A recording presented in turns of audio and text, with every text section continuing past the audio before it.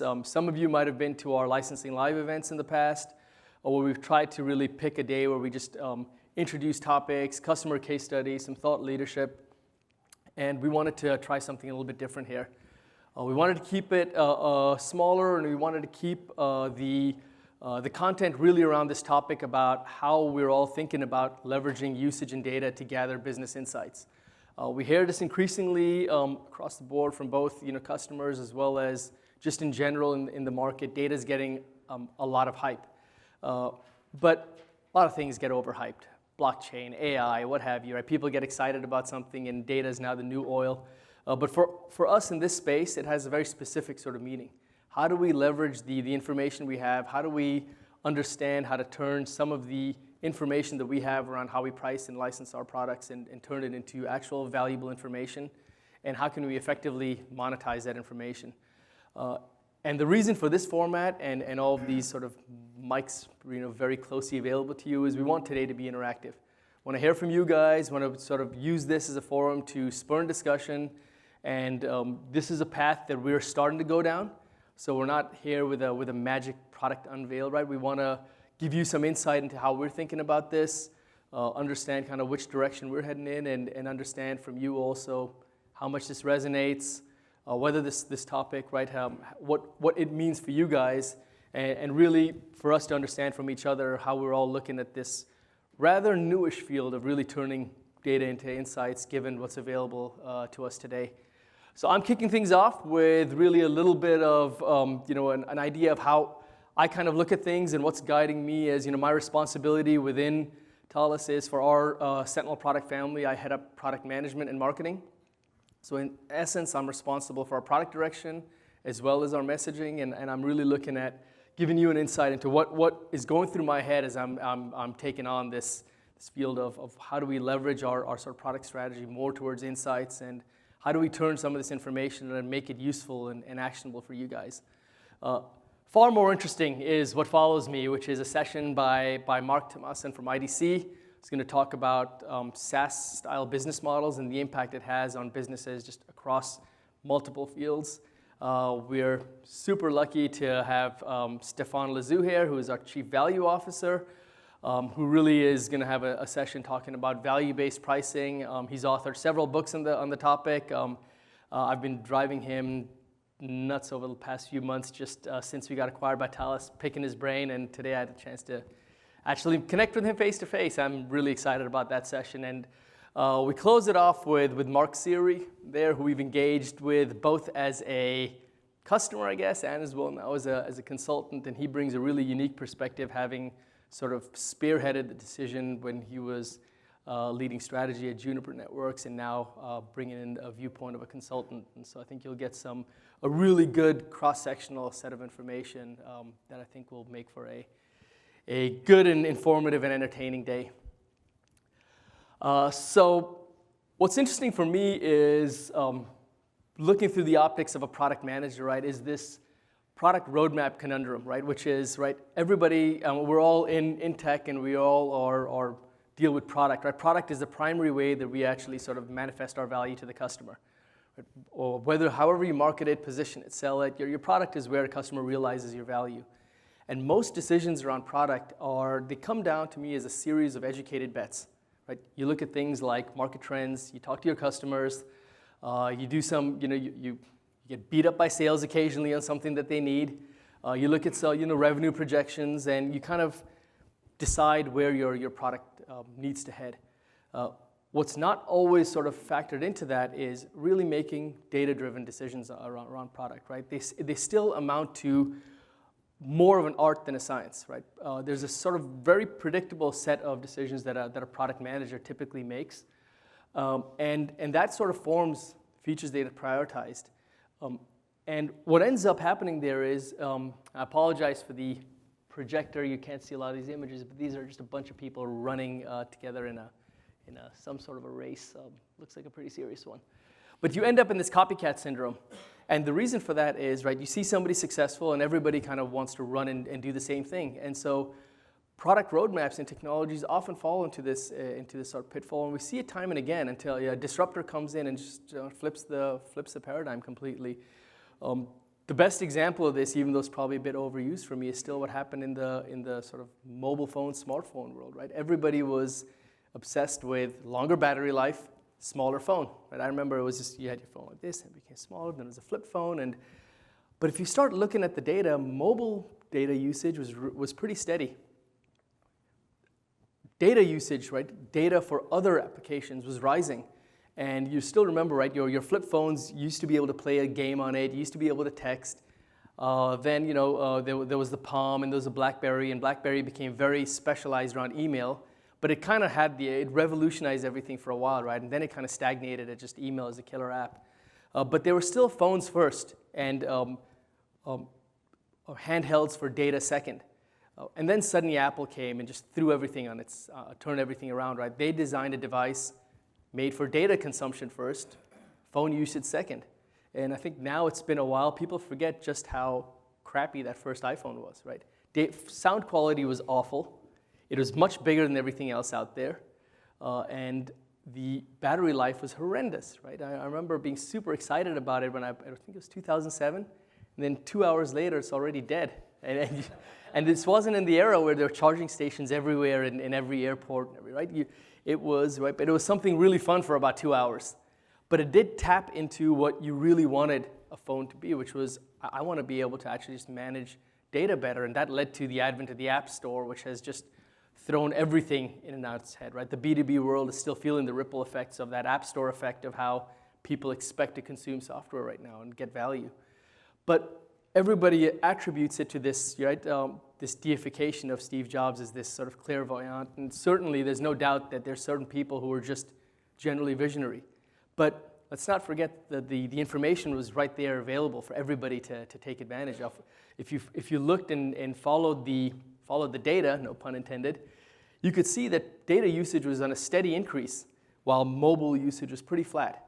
And what the iPhone really did was just take that trend and say, hey, let's make a device that actually is built for data. So we see this happening a lot, where in our products, we're often disconnected from what we think as product managers and product people as the value being realized and the actual value being consumed. And that is what results in a lot of this sort of copycat syndrome, because you look at the market leader and say, okay, how do I just outpace the competition? And so it ends up being the question of how do you don't outrun the bear, you outrun the guy who's just a little bit slower than you. And market research isn't enough, right? We rely heavily on surveys, and they're very important, right? I mean, you see the value of there's a reason that SAP paid $1 gazillion for Qualtrics, but market research is often self-serving because you already have sort of a general preconceived notion of where you want your product direction to head. As product people, you have this idea of where you want to go, and generally your market research is geared around heading in that direction. So it's a little bit self-serving because you're generally asking questions in a way that will feed the information that you want to hear. So market research is important. It's important to factor in the customer information, but it doesn't always tell you that full picture of what your product actually, how it's actually being used and how the value is actually being derived. And unfortunately, brand distinction isn't enough as well, right? There's a few companies out there that can absolutely rely on having a following due to brand. And even in B2B world, our brand is important. But these days, we live in a world where everybody's got a website, everybody's got a Twitter handle, everybody's doing video, everybody's doing content, and there's no real separation between the multi-billion-dollar industry and a small startup. On the face of things, they look exactly the same. People are looking much more towards social proof now, right? They want evidence of how are you actually creating value, because it's available out there. Right? There's a reason why people say now about 70% of the buying decision is made before a salesperson ever gets engaged. It's because that information is available to us. So when you start to think about how you position your products, and people spend heavily on a marketing campaign, or they spend really heavily on building a brand, I mean, you need to create an identity, but you need your product to actually be able to prove itself, and to do that, you need to understand what it is that you need to prove. Where is my value actually being created? And you have this distinction or this sort of chasm where you have an idea of how you think you're creating value and how customers are actually using your product. And because of this, you always hear about all this disruption, right? Where you had the Fortune 500 fairly steady for a long time, and now in the past 20 years, almost half, a little over half of them, right, are no longer part of the Fortune 500. And that's because your ability to get disrupted is so much faster now. And everybody uses some of the very cliche examples of the Ubers and the Airbnbs. And Airbnb is particularly instructive to me because if you think about it, right, Marriott could have done that so much more easily than Airbnb. I mean, they had the booking system, they had the reservation system, they have, they had the entire infrastructure to have launched an Airbnb if they were just even thinking in that direction, right? But the ability to get disrupted now has a ripple effect across multiple industries. And one I found a little bit interesting, which has nothing to do with anything we're talking about here, but it's a fun fact. Gum sales, chewing gum sales have plummeted since the iPhone came out. Now you're sitting there saying, I was looking at this thinking, what the heck does chewing gum have to do with the iPhone? Other than we just like to blame Apple for everything. Well, gum, like a lot of B2C products, right, it's all about product placement, right? They're all colorful, packaging with flashy marketing like Winter Fresh, Minty Fresh, icebreakers, what have you. And where do you normally buy gum? When you're in line at the grocery store, at the checkout line, and you're sitting around there and you're bored, and I don't know if I need gum, and you grab a stick of gum. What are people doing now when they're in line at the grocery store? Right. There's actually a study done showing a correlation of a drop in gum sales, and the reason I bring this is it does illustrate that there is a ripple effect that you might not even realize in your industries. It's probably less so in B2B, but these technologies have an impact on how we generally live our lives. That does change how we consume software, how we use software. We're grown up now with a new generation who probably doesn't even know what the word on-prem software is. Right? Go to somebody who's 18, and I challenge this room to say, somebody who's 18 and below, and explain to them, how would you explain on-prem software to them? Like, I wouldn't even know where to begin, because this is a world grown up where it lives in your phone, or it's a SaaS application you're consuming. Right? There's probably a whole generation now who doesn't even understand that concept, which, aside from just making me feel really old, is, I was thinking, okay, I'll explain to my nephew that think of Spotify and then think of a CD. And he's looking at me like, what's a CD? I was thinking, geez, I thought CD was kind of new. I'm glad I didn't bring up cassette tape. So this is, this impacts the way people consume. These are the B2B purchasers tomorrow, right? These are the people who are consuming your application who've just grown up with that sort of mindset. And so when we think about value creation, that's what we also have to keep in mind, right? And this is also, obviously, right, when I talk about how to understand what your product does, I'm sure everybody's probably heard this, but I look at this quote a little bit differently because everybody thinks or uses this quote from Henry Ford about, right, if I asked people what they wanted, they would have said faster horses. And they use it as an example of the customer doesn't know what they want, right? But it's actually not true, right? The customer knew exactly what they needed. They just didn't know what they wanted. Meaning the key word for me here isn't, people draw the distinction between horses and cars. The word is faster. They needed speed. The customers knew that they needed speed. For them at the time, a car didn't even exist as a reality. And Henry Ford knew he couldn't figure out how to make a horse run any faster. So he keyed in on, okay, the customer wants more speed. We're living in a world where you have more infrastructure, we're building more roads, people want to move faster. We always think about, right, the customer doesn't know what they want. That's true often. The customer doesn't know what they want, but they generally always know what they need. And for us as product people, how do we build our products to understand better what the customer needs? That's really and we're living in an age today where we are able to do that. And so I think of this as this new era of value. And everybody talks about subscription because that's where the world is moving to, right? I mean, everything we consume today is subscription. The speakers subsequent to me will go more into that. I think Mark touches on that in a lot more sort of detail. What's interesting for me is while most of us has accepted that we're heading towards subscription and that is the future of our business, most of us are actually, how many people here are selling your software in a subscription model today, or at least heading in that direction? So I'm not saying anything revolutionary over here, right? We do the same thing. For those of you who are customers of ours, we do term subscriptions. But most people still develop with a perpetual mindset, meaning we still have this idea, right? And particularly in the Valley here, where everybody's obsessed with this startup mentality, right? We still think in terms of the killer feature. With every release, you're thinking about what is that great new feature that I'm releasing. We still have product development teams and product management teams are still baked in with that perpetual software mindset of product development and delivery, not subscription. So while the business models have shifted, the way we create value, which is through our product, still often follow this perpetual paradigm, right? And we're surrounded by this, right? Apple has its great event every year where they unveil the new phone, and Microsoft is going to unveil a new Surface, and Samsung has their big event, but these are different companies. They want you to get the new device. Most of us, we're looking for these ongoing relationships, and you don't think about a company like an Amazon and think about the killer feature they released, right? You don't think about features when you think about these companies, right? When you're thinking about relationships instead of transactions, for me, unique value is no longer the distinction, right?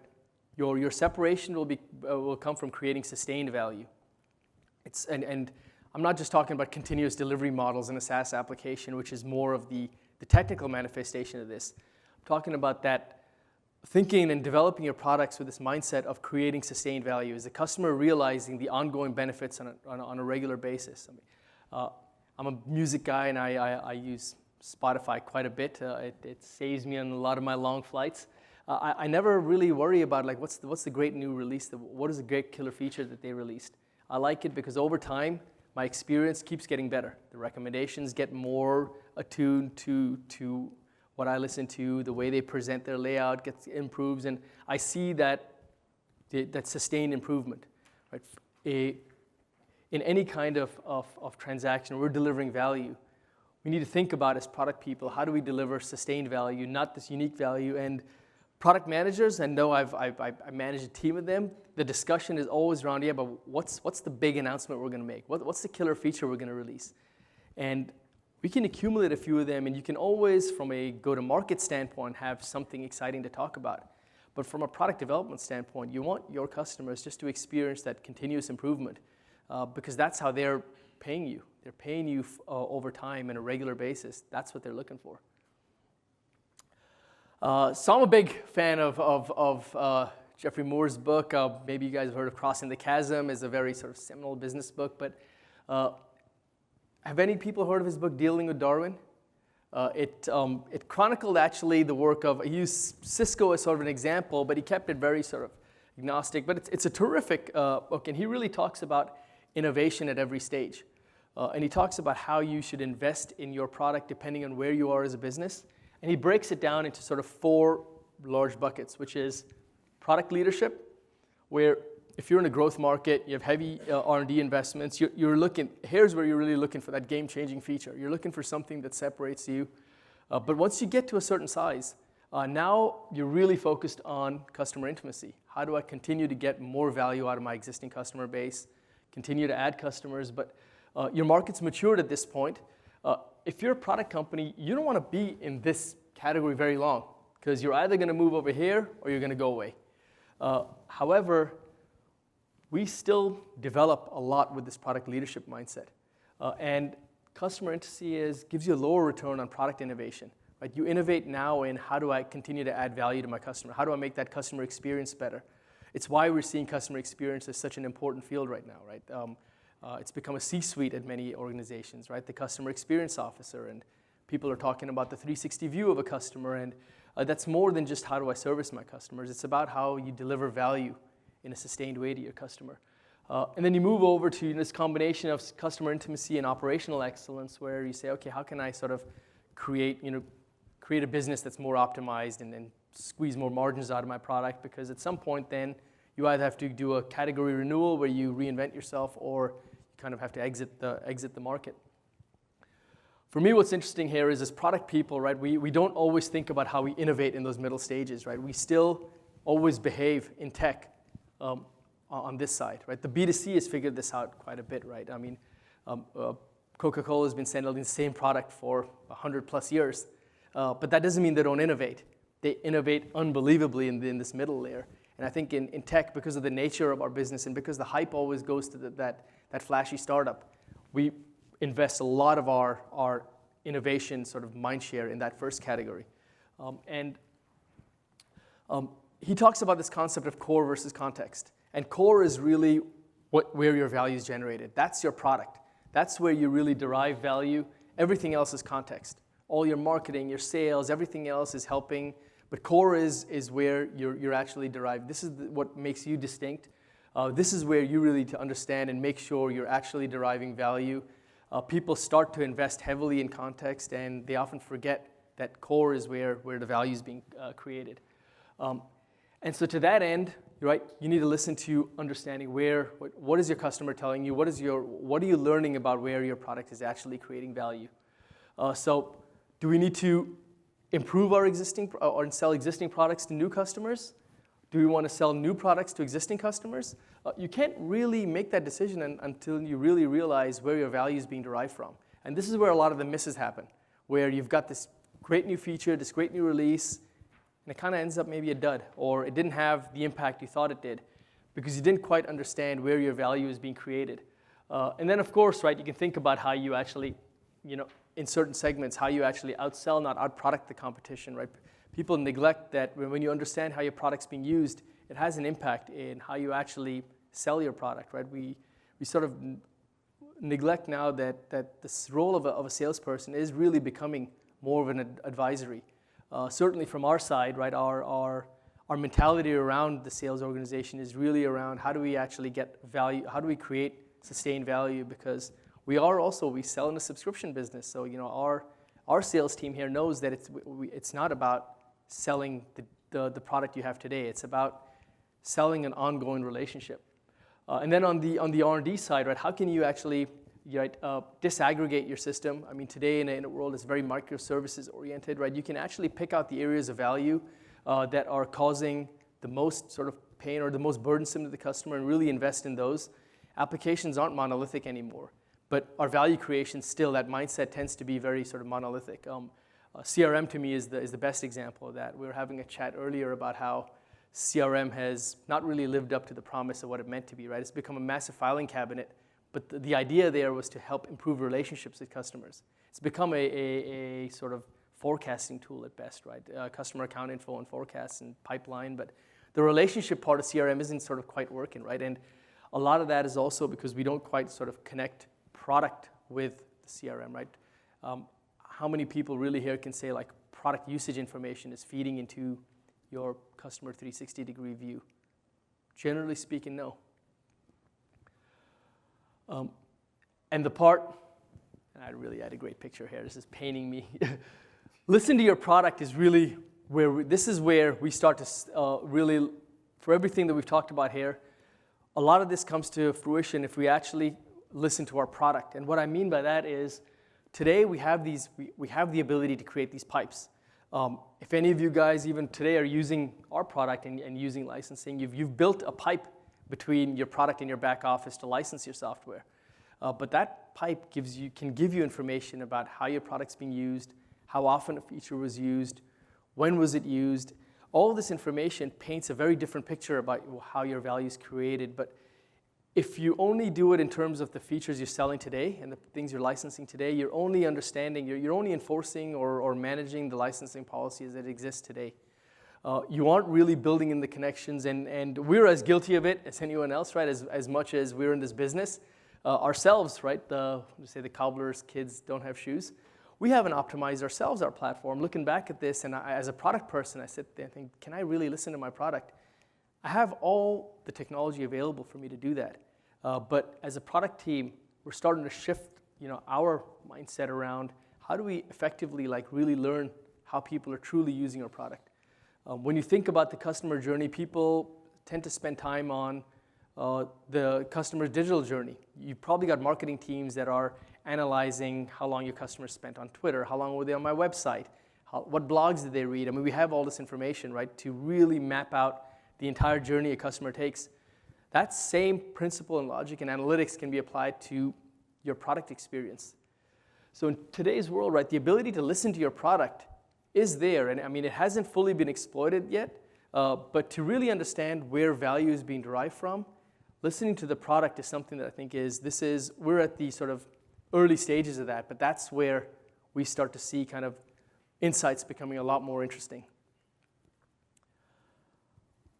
And to that end, right, we talk about how many people here are familiar with the customer data platform, or have heard the term, or I know there's two in the back there who are going to speak next. So that's good. That's good that it's relatively new. Right? This is a term that's you guys are going to start hearing a lot more about. And the idea here is typically, right, from a product side, right, customers are really thought of as an afterthought, right? It is this funnel around marketing, sales, here's my customer, and products are really thought about in terms of how much revenue they're generating. But for a true sort of customer data platform, where a customer sits in the middle, and that's sort of the model. It's a set of technologies that are generally, today they're all sitting on top of Salesforce, but Salesforce is trying to now become, right, sort of their next reinvention is to be a customer data platform. But the idea there is to take all the different view of the customer and feed it into a true 360 of, here is really the experience of my customer. What's missing from this is product usage information, right? It's not being factored in today. Very few people are factoring even product usage into their CRM, but CRMs aren't built for that anyway. But to really understand what the state of your customer is, you can't just look at what's your pipeline, what's your forecast, is this a happy customer or not? People do NPS scores, but understanding product usage can be a predictor of churn. It can tell you when a subscription renewal is at risk. It can tell you whether your value is actually being created. If you sold 10,000 seats, but only a small fraction of them are actively being used, you can make some assessments about the value that's actually being created. Right? Those metrics are available to us today. People aren't optimizing and actually using them, but the ability to understand actually how much value is actually being created. Revenue is not always a very good indicator of value created, right? It could tell you that you've got a really good marketing machine, you've got a really good sales team, you've got a good brand, but it's not an indicator of value. And the customer data platform is essentially, right, today it's focused a lot on how you actually make CRM work more effectively.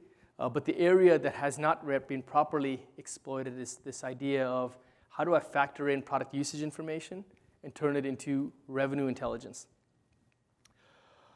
And that's where SiriusDecisions, now part of Forrester, is sort of a leading analyst firm in marketing research. And a quote from them that I thought really kind of rung home to me and is this idea of this whole emerging category of revenue intelligence providers kind of being at the forefront of what Salesforce automation was meant to do.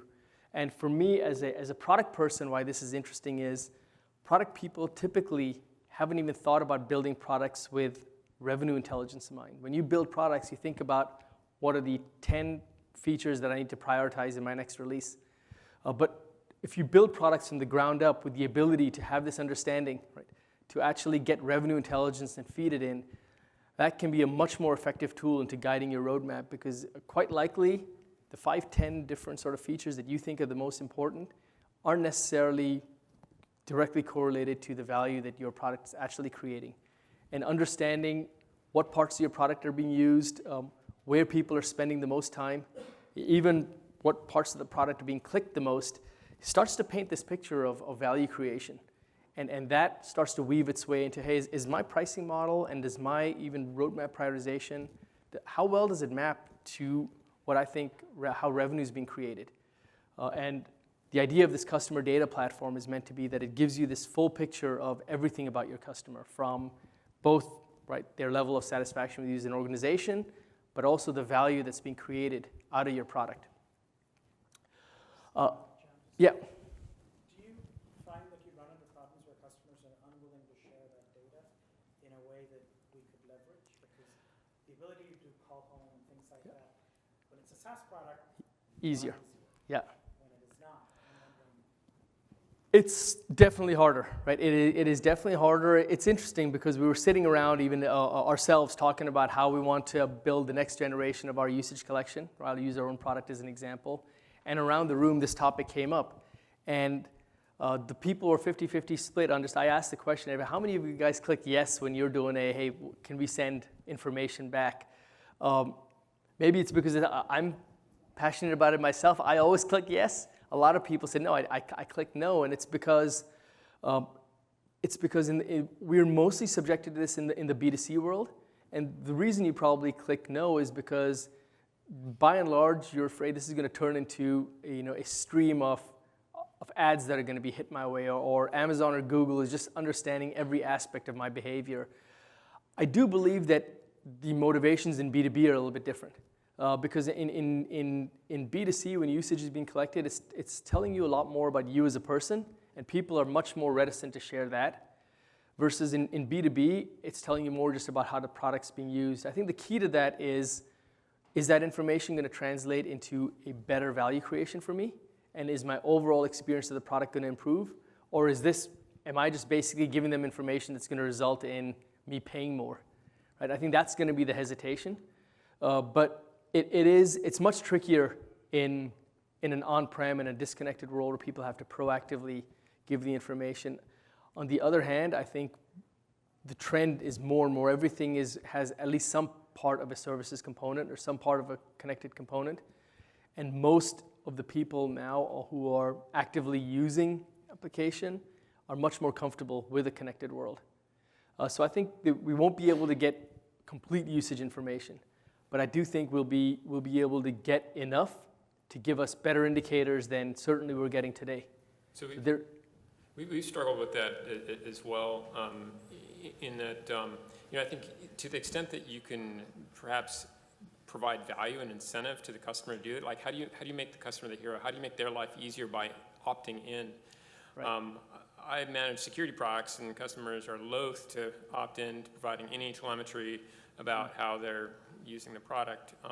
But we're struggling with trying to find ways to incentivize them. How can we provide you information back? How can we show how you compare to your peers in an industry and so forth? So we're toying with that, and I don't know if others have best practices around how you incentivize customers to opt in here. I'd be interested if others have best. Yep.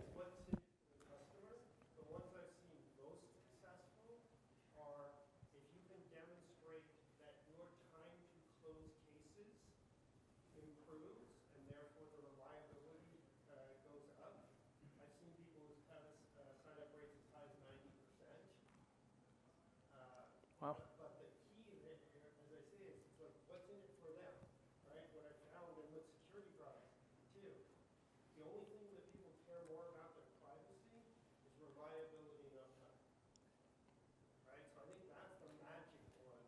We've tried at VMware to do other sorts of value, and I think it's a harder sell than that one thing they care about more.